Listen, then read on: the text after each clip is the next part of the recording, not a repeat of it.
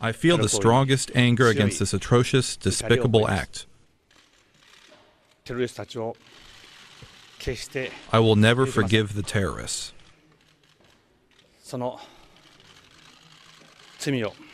I will work together with the international society to make them atone the crime. Japan will never give in to the terrorism. In fact, the Japanese Prime Minister saying we're going to do more to fight it. Welcome back to Straight Talk. I'm John Downs in for Adrian Batra. Well, of course, another Japanese hostage apparently executed by ISIS, Kenji Goto. And joining us to discuss this and the reaction from the Prime Minister of Japan, Charles Ortel is a columnist with the Washington Times. Charles, thank you very much for being with us today. Thanks for having me on, John. Well, this is interesting, well, noteworthy, because this is a nation that has been known since World War II, basically, as being a pacifist nation. What can we take from these words from the Prime Minister of Japan, do you think? Well, you know, first and foremost, my heart goes out to the friends and family of the two Japanese hostages who were so brutally beheaded. And so that naturally is a very, very bad thing.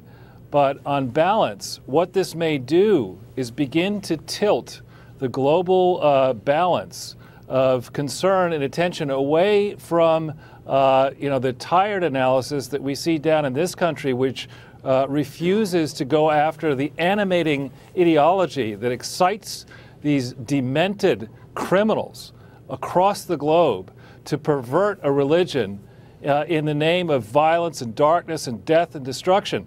And what this may do, actually, you know, the Japanese, since, as you mentioned, 1945, they had their own problems prior to 1945, being animated by the wrong kind of ideology. They have seen and paid the price, a brutal price, for letting it go to extreme. Maybe what this will do is prompt the Japanese, who do like to study things carefully and who don't have a strong presence, I don't believe, inside Japan of these radical Islamist jihadists. Maybe they will devote the type of attention that needs to be devoted and begin to push our own president and other Western leaders who haven't yet caught on who the real enemy is. Isn't that playing into the hands of the terrorists, though? I mean, if you've got, they're sitting there saying, wow, we got Japan all riled up.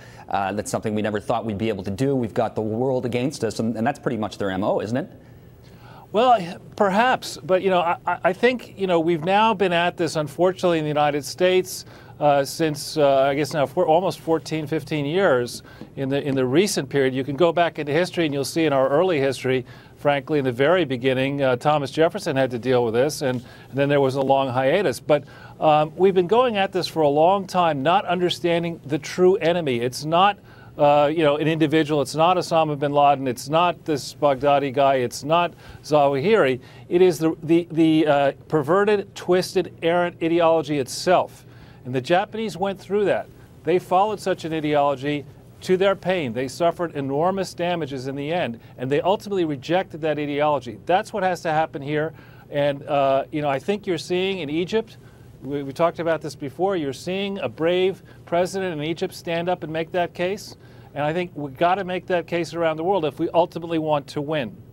All right, I want to move on to the situation in Ukraine, where there is talk now of whether or not it is time to arm provide more military support for Kiev, essentially. You've got the NATO military commander, General Philip M. Breedlove, saying he supports providing defensive equipment to Kiev and to the Ukrainian side. Is that the direction things seem to be heading at this point? Well, sadly, I think it is. I mean, here's another case. Down here in our country, the Democrats make great hay over the fact that, in the rush to war in 2001, both in Afghanistan and in Iraq, there wasn't enough debate. How much serious debate have we had over what we're trying to accomplish here in the West? I appreciate that what the Russians did, seizing the Crimea, is beyond the pale and must ultimately be punished. But on the other hand, where is it written that it makes abundant sense to strangle the peoples of Western Europe in a deficit-racked, debt-ridden, failed experiment that's blowing up before us? I mean, why do we want to impose the EU on the Ukraine?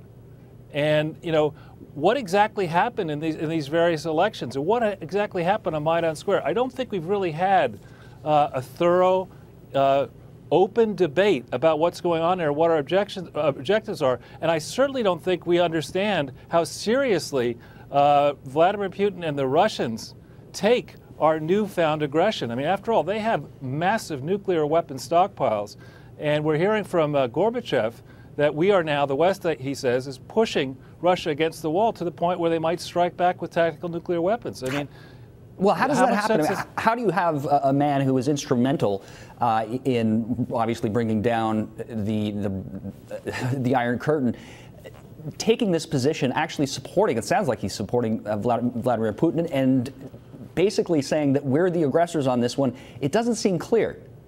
Well, to me, if you want to gain clarity on it, I don't admire Vladimir Putin for certain things, but I do admire the speech that he gave January 27th, 2009 at Davos, opening up the World Economic Forum. Your viewers can go find that on the internet. You'll read it for yourselves. And he astutely pointed out back then that the West is going exactly in the wrong way, strangling itself. Look what we're now trying to do under President Obama. Even more bureaucracy that hasn't worked, plainly hasn't worked, too much debt, too much deficits.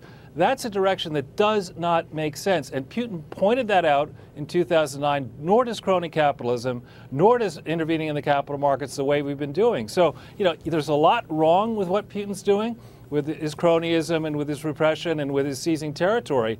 But in order to win a battle, you have to understand your own objectives, and if he is the enemy, the enemy's objectives. I fear we understand neither. All right, I do want to get your take on this. We've got what seems like a presidential hopeful, a GOP presidential hopeful. That is the governor of Wisconsin, Scott Walker. He was on ABC this week and was asked specifically about what he would do in Iraq, but also in Syria. He's talking boots on the ground. Obviously, he's trying to, well, give off a bit of a hawkish vibe here. But when he specifically was asked about Syria, he said, yeah, let's get in there.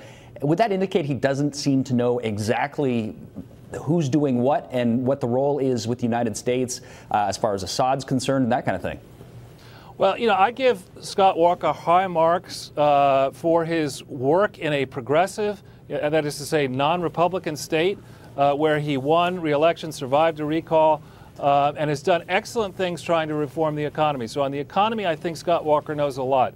On international affairs, I think he needs to do a bit more homework.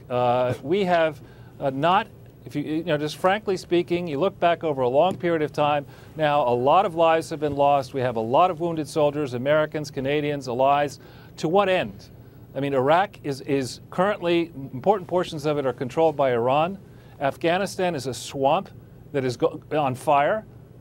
And, we can get into Libya and other places that are just, descending into hell. So I think whatever we've been doing since 2001, we need to go back to the drawing board and figure out how to do it differently. And Scott Walker, cannot be tarred with the brush of that period. He should get some good advisors. He should focus on the domestic economy, and he should do a little bit more homework before he mounts off on foreign policy, I think. Charles Ortel, Washington Times columnist, thank you very much for being with us today.